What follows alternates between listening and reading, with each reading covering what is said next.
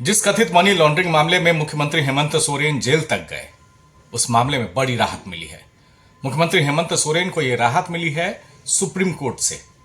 Supreme court ने सीधे सीधे ईडी की इस कार्रवाई का, जो कथित मनी लॉन्ड्रिंग का मामला है और जमीन से जुड़ा हुआ ये मामला है, साथ ही साथ समन के अवहेलना की जो मामला है, ईडी ये लगातार कार्रवाई कर रही थी मुख्यमंत्री हेमंत सोरेन के खिलाफ।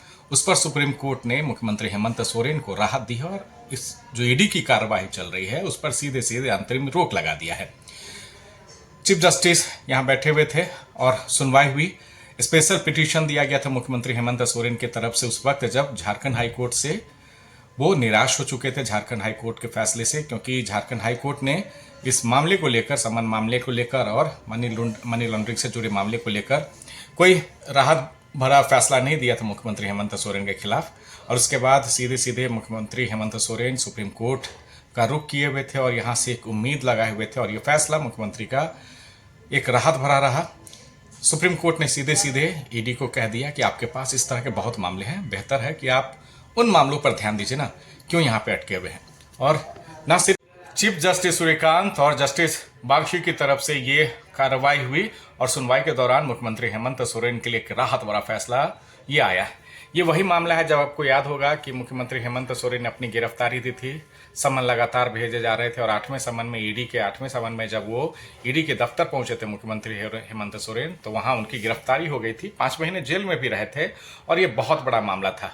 मुख्यमंत्री हेमंत सोरेन लगातार इस मामले से जुड़े हुए थे।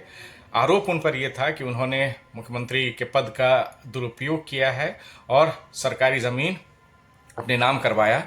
ये तथाकथित आरोप था। ईडी लगातार इस 2.5 साल से इस मामले में कार्रवाई कर रही थी और आखिरकार जब झारखंड हाई कोर्ट में भी एक पिटीशन दायर किया गया था मुख्यमंत्री हेमंत सोरेन की तरफ से, वहाँ न्याय नहीं मिला, तो आखिरकार उन्होंने स्पेशल पिटीशन सुप्रीम कोर्ट में दाखिल किया और यहाँ पर एक राहत भरा फैसला मुख्यमंत्री हेमंत सोरेन की तरफ से आया। निश्चित तौर से अब ये मामला जो है, एक सुप्रीम कोर्ट की तरफ से राहत के साथ साथ कई सियासी उफान भी मचा हुआ है झारखंड में। कई कयास लगाए जा रहे हैं, कई तरह के। अब इन कयासों के दौर को फिर नई शक्ल मिल रही है। लेकिन सबसे अच्छी बात यही है कि मुख्यमंत्री हेमंत सोरेन को जमीन से जुड़े इस मनी लॉन्ड्रिंग के कथित आरोप को लेकर और साथ ही साथ ईडी के इस समन को अवहेलना को लेकर जो फैसला आया है सुप्रीम कोर्ट की तरफ से, वो राहत वाला फैसला आया है। और सुप्रीम कोर्ट ने ना सिर्फ इस अंतरिम कार्रवाई पर रोक लगाई है ईडी की कार्रवाई पर, बल्कि ईडी को एक नोटिस भी जारी किया है।